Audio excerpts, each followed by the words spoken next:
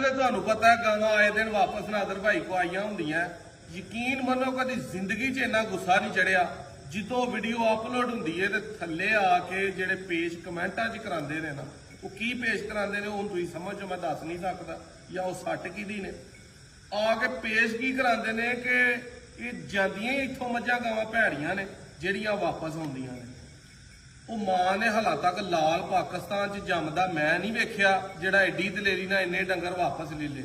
ਇਹ ਮੈਂ ਤੁਹਾਨੂੰ ਗੱਲ ਦੱਸਦਾ, ਜਿੱਦਣ ਕਿਸੇ ਆਏ ਨੂੰ ਮੈਂ ਵਾਪਸ ਨਹੀਂ ਨਾ ਲੈਣੀ, ਉਹਨੇ ਜਾ ਕੇ ਚੀਕਣਾ।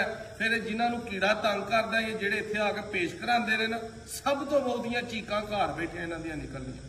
ਇਹ ਅਕਸਰ ਪਤਾ ਕਿਹੜੇ ਬੰਦੇ ਹੁੰਦੇ ਨੇ, ਜਿਹੜੇ ਸਾਲਣ ਅੱਬਲ ਤੇ ਸਵੇਰੇ ਨਹੀਂ ਲੱਭਦਾ, ਦੁਪਹਿਰੇ ਨਹੀਂ ਲੱਭਦਾ, ਸ਼ਾਮੀ ਇੰਨਾ ਕੁ ਲੱਭਦਾ, ਉਹ ਉਹਦੇ ਨਾਲ ਢਿੱਡ ਨਹੀਂ ਭਰਦਾ ਤੇ ਦੁਬਾਰਾ ਮੰਗਦੇ ਨੇ ਤੇ ਘਰ ਦੇ ਆਂਦੇ ਨੇ ਤੂੰ ਸਵੇਰ ਦਾ ਮਹਿਲ ਚਲਾਣਾ ਪਿਆ, ਸਿਰ ਖੋਤੀ ਦਾ ਤੂੰ ਕੰਮ ਨਹੀਂ ਕੀਤਾ, ਨਾ ਤੈਨੂੰ ਅਕਲ ਹੈ ਨਾ ਮੌਤ ਹੈ, ਇੰਨਾ ਹੀ ਤੈਨੂੰ ਲੱਭਣਾ ਜਿੰਨੇ ਤੂੰ ਜੋਗਾ।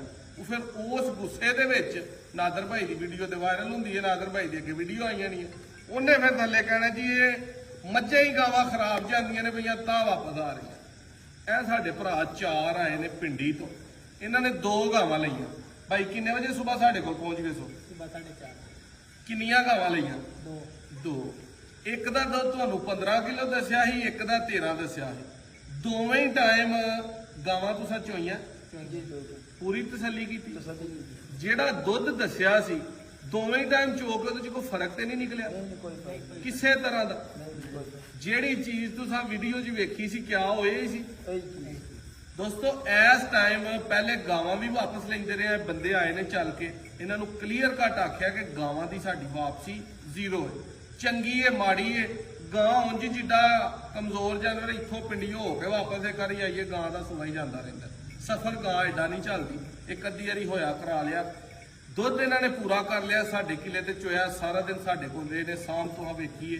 ਵਪਾਰੀਆਂ ਦਾ ਦੁੱਧ ਪਹਿਲੇ ਟਾਈਮ ਜਦੋਂ ਸਵੇਰੇ ਚੋਆਣਾ ਡੱਕੇ ਵਾਲਾ ਵਧਣਾ, ਸਾਡਾ ਦੁੱਧ ਭਾਈ ਸਵੇਰੇ ਵੱਧ ਸੀ ਕਿ ਹੁਣ ਵੱਧ ਸੀ? ਸ਼ਾਮੀ ਵੱਧ। ਕਿਲੋ ਦੁੱਧ ਵੱਧ ਸੀ। ਅਸੀਂ ਆਨੇ ਆ ਜਿਹੜੇ ਆ ਕੇ ਸਵੇਰੇ ਚੋਣਾ ਉਹ ਦੁੱਧ ਗਿਣੋ ਹੀ ਨਾ, ਉਹਨੂੰ ਪਰਾਂ ਕੱਢ ਦੋ, ਖਾਲੀ ਕਰ ਲਓ ਆਪਣੇ ਹੱਥਾਂ ਦੇ ਨਾਲ। ਮੱਝ ਗਾਂ ਹੈ 12 ਘੰਟਿਆਂ ਬਾਅਦ ਪੂਰੇ ਬਾਅਦ ਚਵਾਈ ਕਰੋ। ਜਿਹੜਾ ਦੁੱਧ ਹੈ ਉਹ ਅਸਲ ਇੱਕ ਟਾਈਮ ਦਾ ਜਾਨਵਰ ਦਾ ਦੁੱਧ, ਕੋਈ ਵੀ ਉਹਨੂੰ ਡੱਕੇ ਦੇ ਨਾਲ ਜਾਂ ਦੁੱਧ ਥੱਲੇ ਛੱਡ ਕੇ ਨਹੀਂ ਵਧਾ ਸਕਦਾ। ਸਿਰਫ ਕਿਤੋਂ ਵੀ ਜਾਨਵਰ ਹੋਰ ਵੀ ਭਰਾ ਲੈਂਦਾ, ਬਲਕਿ ਤੇ ਅੱਗੇ ਲਿਆ ਭਾਈ ਕਦੀ ਤੁਸੀਂ 2 ਟਾਈਮ ਚੋ ਕੇ? ਪਹਿਲੀ ਦਫਾ। ਅੱਗੇ ਕਿਸ ਤਰ੍ਹਾਂ ਜਾਨਵਰ ਲਏ ਨੇ? ਅੱਗੇ ਤੇ ਇਸੇ ਤਰ੍ਹਾਂ ਡੱਕੇ ਨੇ ਮੰਡੀਆਂ ਵਾਲੇ, ਉਹਦੇ ਚ ਮਜ਼ਾ ਆਇਆ ਕੋਈ? नहीं मजा कई कोई जानवर सही निकल आने का कोई नहीं, वो तो फिर नॉर्मल मिक्स। ਜਿਹੜੇ 2 ਤੁਸੀਂ ਜਾਨਵਰ